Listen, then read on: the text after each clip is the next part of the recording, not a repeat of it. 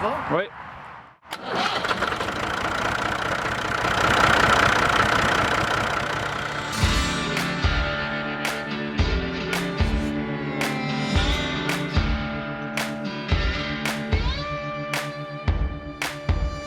Bonjour à tous et à toutes et bienvenue à La Voix agricole. Cette semaine, nous sommes du côté de Neuville, dans Port-Neuf, pas pour n'importe quelle raison, mais pour vous faire une belle émission spéciale sur le maïs sucré de Neuville. Nous allons rencontrer Gaétan Gaudreault et également Médée Langlois. Sur ce, je vous souhaite une bonne émission et surtout des bonnes dégustations, comme d'habitude. On est toujours en train de manger dans cette émission-là. On a bon design, hein? Tellement bon, hein? Même s'il est froid. C'est bon.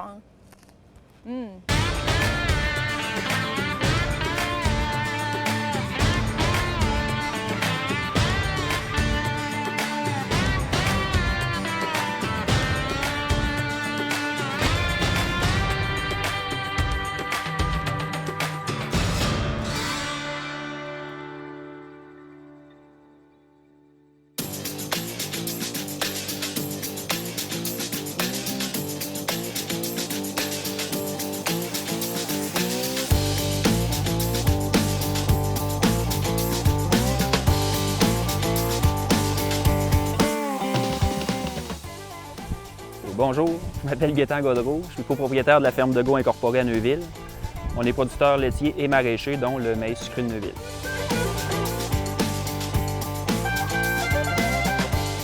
Tout d'abord, pourquoi tu as fait le choix de prendre la relève de l'entreprise? Qu'est-ce qui t'a poussé à faire ça?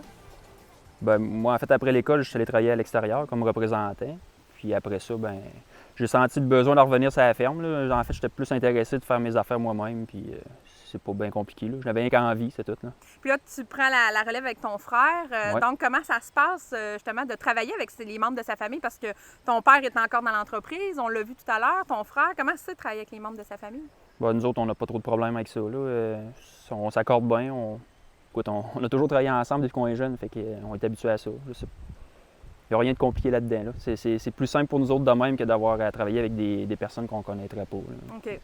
Puis est-ce que vous vous complétez bien? Parce que là, vous avez une ferme laitière, vous avez également du maraîcher. Qui fait quoi dans l'entreprise? En fait, notre père, lui, s'occupe du maraîcher. Ça, c'est le doyen là-dedans, là. En fait, c'est une référence pour plusieurs aussi, plusieurs représentants. Il y en a bien qui viennent de le voir pour avoir des petits cues de temps en temps, là. Faut que je compte? OK. Il y en a un.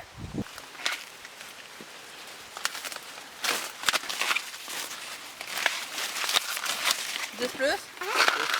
Vous avez 10 aussi en remplacement? Là, on en fait pas plus. OK, parfait. Hey, ça, vous me simplifiez la tâche. Cathy, il faut aller porter les poches.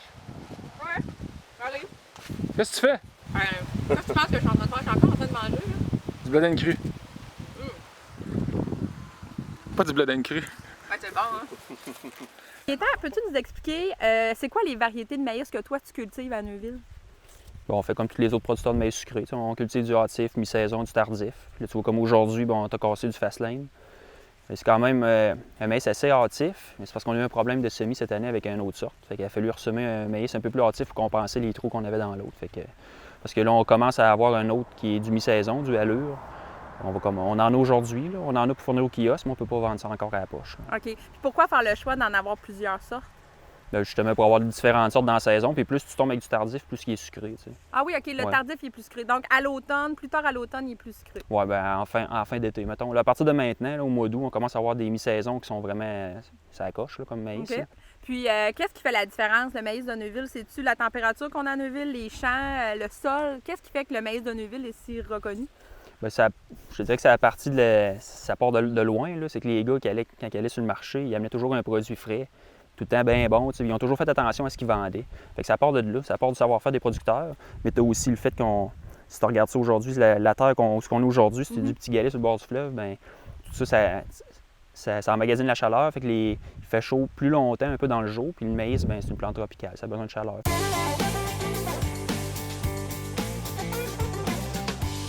Mon frère, lui, dans le fond, il va faire plus la job de bras. OK. Il va s'occuper de l'entretien de la machinerie. Puis moi, de mon côté, bien, un peu plus de gestion, de la comptabilité. Ce sont des choix de taureaux, un peu du général là, sur l'entreprise. Là. Mais tout le temps, de toute façon, on fait tout. Tout le monde est capable de tout faire. Là. Mais c'est sûr qu'à la longue, on finit par faire un peu les choses qu'on est plus à l'aise. Parce que je trouve le plus dur, c'est de ne pas avoir les congés, mettons, en même temps que mes chums, tu sais. Pas Alors, pouvoir en même temps que tes amis non-agriculteurs. Ouais, c'est ça. C'est ça. C'est un peu ça. Tu essaies d'organiser des affaires, puis c'est tout le temps difficile. Ouais. Mais de toute façon, depuis le temps, ils comprennent bien que c'est comme ça. Là. Fait qu'on s'organise autrement. Là. Mais les premières années, c'était vraiment plus rough. Là, aujourd'hui, ben, là, avec les enfants, tout ça, on s'organise autrement. Tu sais, c'est le fun parce qu'on peut prendre nos vacances dans la semaine, quand il y a moins de monde ailleurs. Tu peux faire tes affaires, mais là, je parle de vacances. En fait, les vacances, c'est l'hiver. Ouais. C'est pas durant l'été. Non, l'été, moins. Là. En fait, il n'y en a pas.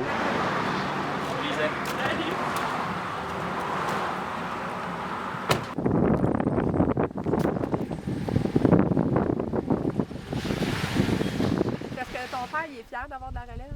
Est-ce que c'est une fierté pour lui? J'imagine. C'est pas quelque chose qu'on se dit, là. Mais oui, j'imagine. En tout cas, on le ressent, là. Puis de quoi tu es le plus fier jusqu'à maintenant? Depuis quelle année tu es impliqué dans l'entreprise à temps plein? À temps plein depuis 2003. OK. En fait, on a eu des parts en l'an 2000, moi et mon frère. On a eu chacun 20 OK. Puis après ça, mon frère, lui, c'est ça, il a commencé tout de suite en 2000. Moi, je suis revenu de la coop en 2003. Puis en 2011, on a acheté l'entreprise, moi et mon frère. OK. Fait que le transfert s'est fait là, puis on a formé la compagnie tout de suite en 2011. OK. De quoi tu es le plus fier là, depuis que tu es impliqué dans l'entreprise? Y a-t-il quelque chose qui s'est passé qui te rend particulièrement fier? Moi, c'est bien général, je te dirais un peu de tout. D'avoir ça, justement, une production laitière puis maraîchère, je suis bien content de ça. D'avoir la famille autour. En fait, c'était le setup que je rêvais, mais là, je l'ai. Là. C'est quoi les particularités pour cultiver le maïs ici? Bien, Caroline, je veux dire, tout le monde a comme la même recette depuis tout le temps.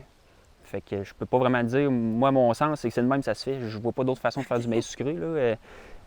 L'idée, c'est ça, c'est qu'on soit tous pareils, qu'on ait toute la même méthode de culture. Puis évidemment, on a à peu près tous les mêmes types de sols, en général. Là. Fait que ça y fait. Puis surtout, bien, on a la même façon de récolter, la même façon de le vendre. Fait que ça aide aussi à aller chercher une certification pour l'IGP. Dans le fond, pour ça nous a aidés. Ah, il est ce matin. Les gars ici, ils commencent à semer fin avril, début mai, puis ils finissent le semis de maïs au fin juin, début juillet. Puis, tu as toutes les étapes culturelles. Tu as ton semis, tes arrosages, tu as ton fractionnement d'engrais quand il y en a.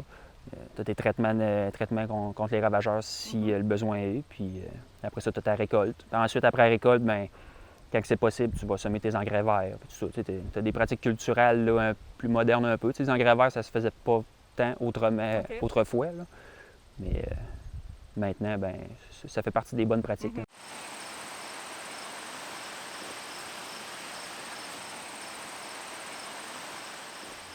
Alors, Gaétan, peux-tu nous expliquer le mode de pollinisation pour le maïs? Comment ça marche? OK, ben, c'est pas compliqué. Là. C'est pas une abeille, là. Non, c'est ça.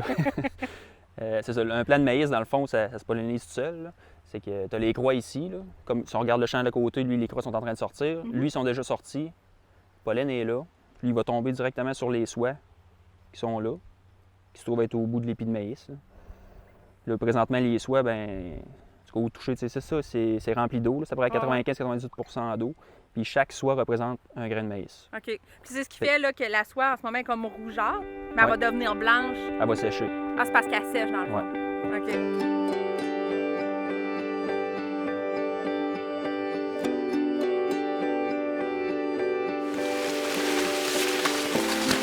On pourrait jouer avec la tête.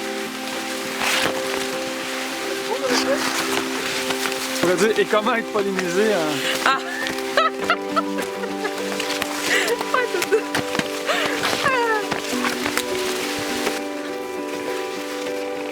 Vous avez fait le choix d'avoir cette pièce-là, mais vous ne vendez pas ailleurs. Pourquoi? Non. Ça demanderait trop de quantité supplémentaire? Ben, on l'a déjà fait autrefois, mais dans le temps, l'épicerie à qui on vendait, dans le fond, on vendait coupé les prix. T'sais. Fait que là, nous autres, on trouvait ça bien de valeur. Là. On travaillait quasiment pour rien des fois. Fait que on s'est décidé à vendre sur le bord du chemin puis vendre direct aux consommateurs, à la place de passer par quelqu'un d'autre. Fait que de même, ben, les profits restent dans tes poches. Puis le client aussi, je te dirais que les gens aiment ça, nous parler. Avoir le contact. Oui, le contact direct, puis c'était à la mode un peu. Là. Ça l'est à la mode aujourd'hui, mais dans le temps, ça l'était pas. Mais c'est ça que les gens appréciaient quand même. Ils l'apprécient encore. D'où ça vient, comment c'est fait. C'est ça. Tu arrives au kiosque, tu vois la ferme en arrière, tu vois les champs. Si les gens sont assez curieux, ils nous posent la question, voir s'ils peuvent venir faire un tour. Ils viennent voir, puis ils aiment bien ça. OK. Notre routine est bien établie, ça va bien de même. Si on pense grossir, il faudrait engager un peu plus, puis peut-être pas nécessaire.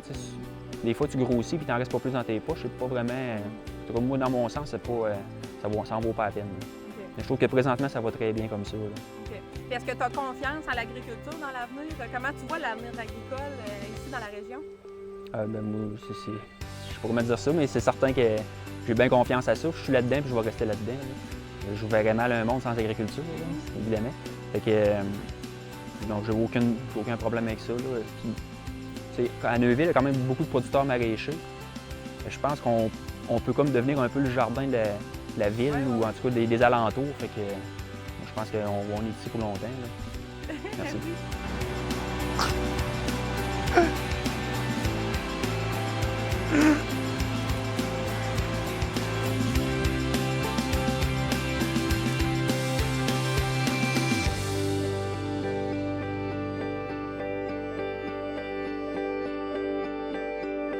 Pierre-Marc Doucet, PMO Terroir et Distinction.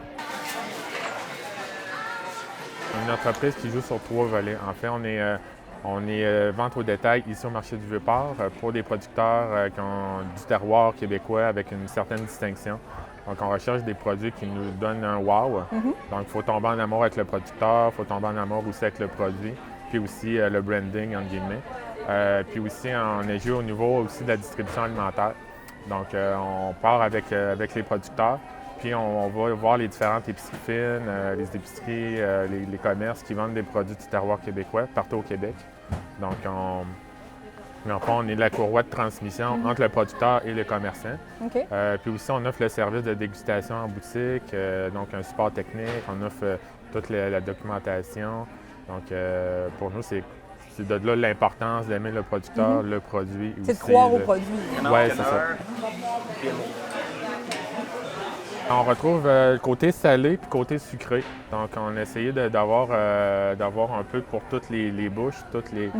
Donc, on a, dans le fond, le kiosque est parti avec le produit Epicéa. Donc, ce sont des vinaigrettes boréales qui sont faites à Dolbeau-Mistassini par un centre de rétablissement santé mentale.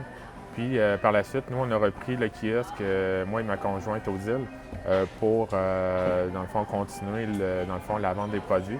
Puis, de fil en aiguille, des commerçants nous ont offert, faire de la distribution parce qu'ils voulaient le produit en magasin. Puis, en faisant des salons, aussi des marchés publics à l'extérieur, on s'est fait approcher par d'autres producteurs. Donc, on se retrouve à environ à 8 ou 9 producteurs ici, là, dans le fond, côté salé. Donc, côté salé, on a des terrines, Saint-Rouge-Labrec. On a aussi, dans le fond, Volière Baie-Saint-Paul, qui vont aussi dans les rillettes, terrines, œufs confits. On a aussi Caprice d'Orléans, donc encore rillettes, terrines. On va aller aussi, les produits Epicéa, on a ici les vinaigrettes boréales que je parlais tout à l'heure. On a aussi les bois dans la tête, tout nouveau de cette semaine. Donc, ce sont des épices à valeur nordique par un producteur, dans le fond, de Limoilou, qui est propriétaire aussi du restaurant Fin Gourmet à Québec. Okay. Donc, on a côté érable avec la ferme du Ruisseau d'Or. Donc, c'est un producteur de Saint-Ludger en Estrie qui fait en fait un peu les classiques revisités. Donc, mélange gruau, mélange à pain. On va y aller mélange à crêpes, sauce barbecue à l'érable. Donc, tout est à l'érable. À base d'érable. C'est ça, à base d'érable. Donc, c'est vraiment des classiques. Okay. Donc, c'est des produits vraiment de distinction. Puis, on a un côté aussi, le lait un caramel au lait de chèvre. Donc, de Saint-Gervais-en-Beauce, des douceurs caprines. Donc, c'est tous des nouveaux produits qui se sont, dans le fond, rentrés ici là, en 2015. Puis là, avec cette variété de produits-là, vous pouvez être ici au marché du Vieux-Port à l'année. On peut vous retrouver à l'année? Oui, on est ici à l'année. Donc, hiver comme été, froid, chaleur, etc. J'invite les gens à venir vous voir, peu importe où ils sont au Québec. Ils peuvent vous retrouver un peu partout. Oui. Bien, en fait, c'est nous communiquer avec nous sur notre site Internet ou tout simplement par téléphone aussi, courriel. Puis aussi, dans le fond, nous suivre sur Facebook là, pour l'évolution de notre entreprise. Parfait. Merci beaucoup, Pierre-Marc. Merci.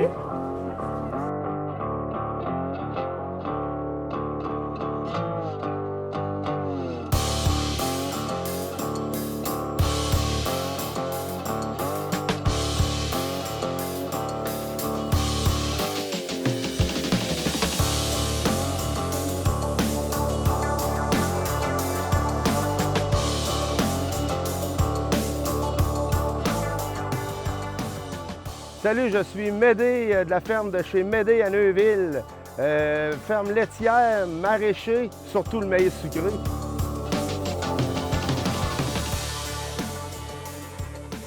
On est en compagnie de Médé Langlois de chez Médé. Médé, tout d'abord, parle-nous du choix que tu as fait de prendre la relève de l'entreprise. C'est une entreprise qui est très familiale. Ça date quand même d'il y a longtemps. Fais-nous un petit historique puis explique-nous ça. Ah ben regarde, ici, comme je disais, depuis 1667 que ma famille est sur la terre, ici à Neuville.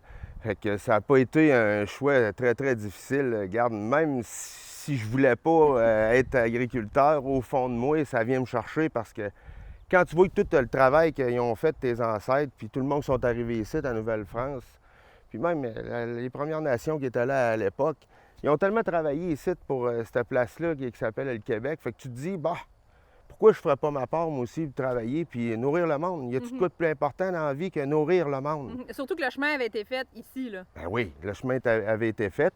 Puis c'est le fun de dire que, Colin, mes ancêtres, ils ont tout défriché ça, cette belle terre-là. Puis à cette heure qu'elle est défrichée, on peut la cultiver intelligemment, comme eux autres ils faisaient à l'époque. Là, tu prends la relève avec ton frère. Ton frère aussi est impliqué. C'est comment de travailler avec les membres de sa famille? Tes parents sont encore là sur la ferme aussi, là? Oui, ma mère travaille à la cuisine, c'est elle qui chapeaute toute la gang, les cuisiniers, cuisinières. Il y a mon père, ben lui, il est homme à tout faire, il sait tout faire sur la ferme, fait qu'il est là tout le temps partout. Il y a mon frère qui s'occupe des vaches laitières, puis des fruits et légumes aussi. Il y a ma soeur qui s'occupe de la comptabilité. Fait que, tu sais, travailler avec la famille, c'est pas tout le temps évident. C'est dur de travailler avec des inconnus, fait qu'on s'imagine que 7 jours sur 7 avec toute la famille, c'est pas facile. Sauf que c'est un très beau défi. C'est le fun de travailler avec sa famille parce que c'est enrichissant. Puis tu te dis, tu sais, on n'est tellement pas longtemps ici sur la planète, on est ici de quoi, plus de couple d'années. Fait que pourquoi pas être en amitié avec sa famille, du monde qui est super proche de toi? C'est comme la terre. Faut que tu t'aimes ta famille, fait qu'il faut que tu aimes ta terre. Fait que je pense que quand tu aimes les deux, bien, ça va de soi que tu continues ta passion toute ta vie. C'est quoi le concept? Bien, c'est un petit labyrinthe qu'on a conçu parce qu'on voulait informer un peu le monde. Tu sais, c'est pas tout le monde qui vient d'un champ de maïs, même des jeunes. Fait que c'est le fun quand ils viennent en groupe, même les élèves. On a beaucoup de groupes ici à l'économusée. Fait qu'ils viennent faire le petit circuit, puis tout le long, ben ils prennent des informations. Comme ici, regarde, on met des tricocartes, des tricogrammes. C'est une petite bébite qui a des œufs là-dedans, puis ça s'en va dans le champ de maïs. Puis ça vient pondre dans les œufs de la pyrale. Fait que tandis ce temps-là, ben, on ne met pas d'insecticide, fait que c'est pas mal mieux. Fait que ça explique aux jeunes qu'est-ce qu'on fait dans les champs, puis aux plus vieux. Même ça explique la culture des trois sœurs, ce qu'ils faisaient les Amérindiens à l'époque. Fait que c'est un beau complément à l'économusée là, quand ils viennent dans le champ. C'est le fun, ben, parce ils que là, courent partout, là, les ouais, enfants ils trippent, là, ils se cachent partout. Puis ils peuvent toucher. Ça, là, on a ici à l'extérieur, mais on a vu à l'intérieur également de la boutique, il y a plein de choses historiques, des éléments historiques que vous amenez. Pourquoi avoir décidé d'être un économusée? C'est une job de plus, là. Ça vous a donné l'ouvrage de plus, là. Oui, puis ben, moi, je trouve ça important que le monde vienne connaître l'agriculteur. C'est pas fait dans les épiceries, dans les comptoirs. Fait que le monde, ils viennent prendre l'information à l'agriculteur. Puis en ayant l'économusée, ben tu sais, quand j'étais ici avec mon petit kiosque, puis il y avait 4-5 personnes, bonjour Médé, fait que là, je pouvais compter mon histoire. Ouais. Et là, quand il arrive 800-900, 1000 personnes par jour, tu peux pas compter ton histoire à tout le monde. Fait que là, je me suis dit, ben ils vont faire le tour, ils vont avoir toute l'explication, ils vont avoir des bons légumes frais, des fruits frais, avec toute la culture qu'on fait, toute l'histoire qu'on fait ici depuis 1667. Fait qu'ils ont c'est le Klondike pour le touriste qui vient ici. Ils partent éduqués, finalement. Exactement. OK. Exactement. Les jeunes, tout le terrain, m'en aller dans les fermes, rencontrer les élèves. Qu'est-ce que tu trouves le plus difficile? Parce que c'est sûr, quand on arrive ici, chez Médé, il y a une espèce d'effervescence, il y a une espèce d'ambiance de par le personnage de Médé, mais Médé doit avoir aussi des moments que tu trouves plus difficiles. Qu'est-ce que toi, tu trouves le plus difficile dans le milieu? Bien, ce qui est difficile dans le milieu, c'est qu'à un moment donné, tu sais, là, regarde, tu vois là-bas, regarde comme c'est beau. Là. Vous voyez là, le fleuve, tout ça, mais des fois, il y a des matins quand tu travailles 7 jours sur 7, vu qu'on n'a pas beaucoup d'aide. C'est faux de dire qu'on a beaucoup d'aide, c'est pas vrai. Ça vient dur un peu sur le moral. C'est pour ça que moi, je joue de la musique. Ouais. J'ai un groupe qui s'appelle Carotté, puis je joue de la musique parce que je veux m'enlever ça de la tête. Tu as besoin de ça. Oui, puis je pense qu'un peu tout le monde a besoin de ça. Prenez du temps, les agriculteurs. Je le sais que c'est dur, c'est pas facile, on le sait tout. Mais je pense que ça va t'en revenir dans l'année, ce que tu vas prendre comme temps. Tu vas être meilleur, plus fort, c'est normal, c'est sûr et certain. Il faut que tu te dégages la tête. Fait que moi, c'est pour ça que je joue de la musique. Je rappelle les joueurs au hockey, mais je suis pas très bon au hockey. Je suis pas le Crosby du hockey. Là. Fait que non, moi, je vais jouer de la musique, puis ça m'enlève ça de la tête. Swing la caisse dans le fond de la boîte à bois, puis swing la mais pas trop fort. Attention à son petit corps, il est pas mort, mais il est pas bien fort. Swing la madeleine, puis swing la madelon, et attention à son jupon. Le jour sur la terre, on travaille fort. Le soir, on sort, puis on est bien fort. Tout le monde s'est rassemblé, chez Médé sont invités. De tous les coins du comté, les amis, la gente. Peux-tu juste me dire, y a-t-il une façon de casser, parce qu'on appelle ça casser du blé d'Inde, y a-t-il une façon particulière de le faire pour que ça Ouais. soit vite et efficace? Ou... Ben souvent, gars, t'arrives ici, là, gars, tu vois, les cheveux sont un peu plus bruns comme ça. Ouais. T'arrives au toucher, bien souvent, ils sont un petit peu plus ronds que pointus. OK. Puis là, que là, t'arrives, tu touches à ça. OK, c'est de aussi même. rapide que ça. Ouais. Là. Là, t'arrives. Là, tu vois, gars, Ah, il est il est bien. beau, hein? Il est super beau. Puis moi, je dis tout le temps à mes clients puis à tout le monde, je dis, un bon blé d'Inde, il ne faut pas qu'il soit trop mûr. Puis Ouais. bien souvent, il ne faut pas qu'il soit mûr jusqu'au bout. Fait que Ah, s'il faut est- qu'il nous reste un petit bout de... Oui, puis dis-toi que si il est gros de même ici, ça veut dire qu'ici, il va être le double. Fait que là, il va être pâteux, il va être plus Ouais. avancé. Ouais, Parce que moi, je dis tout le temps, ici, à Neuville, on vend du blé d'Inde qui est jeune. Fait qu'il faut que ça fasse crunch. Ouais, C'est ça quand fait que- croustillant. Ouais, là. il faut que ça Ah, fasse ouais. C'est crunch. clair, hein? Si les variétés qu'on cultive chez Médé, ça ressemble à quoi? Ben, on fait à peu près entre 10, 12, 15 variétés. Ça dépend de la saison. Puis nous autres, ben, à tous les ans, on fait des tests de nouvelles variétés. Puis on se dit, bon, ben lui, il est bon, lui, il est moins bon. Fait que c'est nous autres qui décident pas mal qu'est-ce qu'on aime à vendre puis ce que le client veut. là. Moi, je pense que rendu ce que je suis rendu, c'est de satisfaire le client. C'est ça que je veux faire présentement, c'est de satisfaire le client. Fait que c'est pas de grandir parce qu'à un moment donné, ça donne à rien. C'était aussi bien de faire un produit de qualité puis d'en faire un certain montant. là. Consolider déjà. ce que Exactement. vous avez. Puis, tu sais, à un moment donné, quand tu as les vaches laitières, on a une Aussi. cuisine de transfo. Puis, des fois, on a reçu du monde là, avec les tours guidés. Fait que, tu sais, à un moment donné, non, et puis ça, c'est une autre chose. Il faut savoir s'arrêter à un moment donné. Mhm. Tu sais, sinon, tu sais, je veux pas travailler 24 heures sur 24. Là, à un moment donné, je fasse autre chose. Ça va être le plus gros défi qu'on va avoir dans les prochaines années, c'est de garder notre relève ces terres. Ça va être extrêmement difficile. Ça va devenir un coût monétaire très, très, très, très cher parce que les terres, c'est Ouais. sûr que ça va monter, ça ne baissera pas. La relève, ça va être un peu tough, mais je pense qu'on est là pour leur aider à relève à arriver parce que c'est très important. Comme je vous ai dit, il ne faut pas la perdre, notre patrimoine, nos légumes à nous autres, les petites sortes de variétés qu'il n'y en a pas partout. Bon, fait que Médé, on goûte. Oui, on goûte. Mais là, là-dedans, il y a plus qu'une sorte. On a deux variétés là aujourd'hui. On a ici le Lucius. Que monsieur vous donner pour les reconnaître? Ben, regarde, tu le vois tout de suite, là, regarde. C'est un blé d'Inde plus rond. OK, oui. Celui-là, le Lucius. Puis on a le Trinité ici, à votre droite, un blé d'Inde plus effilé un peu. OK. Je te laisse goûter le. C'est quoi qui est supposé... Là, on va mettre du beurre. Oui, Parce mettre que du beurre. nous autres, on encourage On va ça. goûter moi aussi le Ben, je vais Lucius. le faire. Des explosions de saveurs. Ça, du beurre tout le temps, pas de la margarine. Hein. Du beurre, il mon faut Dieu, encourager nos producteurs laitiers. C'est chic de manger de mélange à la télé. Hein? Mm. Ouais, pas grave. Mais après ça, tu croques là-dedans, ça fait crunch, flash. Comme Batman, là, tu sais. Crunch, nous prendrait- flash. Oh, elle gagne direct dans la caméra en plus. Ça nous prendrait des écritures tout le tour. On prend quasiment des gars à vaisselle manger ça. Sans verre, c'est vrai, ça te dégoûte quasiment jusque dans le fond du coude. C'est comme un vin. C'est pareil comme un vin. Tu vois vraiment à chaque sorte, à chaque place. Même si, mettons, tu fais la même variété, puis pas la même place, pas le même sol, mettons, plus terre forte au lieu d'un sable, il ne goûtera pas pareil. C'est vraiment la terre qui fait... C'est vraiment le sol qui fait une grosse différence. Exact, exact. OK. Je vous invite à venir chez Médé. Ça vaut le détour. Ça va te faire tenter, Daniel. Alors Catherine, cette semaine, la Voix agricole, on se transporte du côté de Neuville pour parler du maïs. Donc, qu'est-ce que tu as trouvé comme information historique par rapport au maïs de Neuville?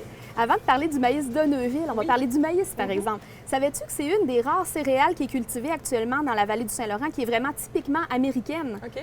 Oui, parce que tous les autres, ce sont des légumes qui ont été apportés d'Europe, avec des semences et tout ça. Alors que le maïs, c'est vraiment une céréale qui est indigène ici, au territoire qu'on a ici. D'abord, il faut savoir que le maïs, ça date à peu près de 9000 ans. C'est très, très vieux. Il y a 9000 ans, il n'y en avait pas encore ici parce qu'au moment où on se trouve, c'était vraiment une couche de glace très, très épaisse. Mais progressivement, avec le retrait des glaces, le maïs a monté et la culture du maïs s'est installée progressivement. C'est ce qui fait que les Amérindiens maîtrisaient déjà les procédés de culture du maïs bien avant l'arrivée des Européens. Quand les colons français arrivent ici, qui découvrent ce qu'ils vont appeler le blé d'Inde, bien, ils vont s'intéresser à cette culture-là qui est très, très adaptée au terroir d'ici.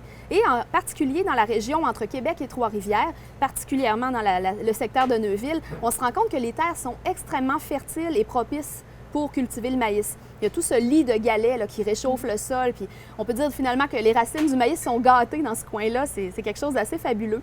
C'est ce qui fait qu'on va avoir toute une série de traditions aussi qui vont s'installer à Neuville comme ailleurs, mais particulièrement dans la région de Québec. Ça, c'est très, très fort. Et la renommée du maïs de Neuville va s'installer dès les années 1920-1930.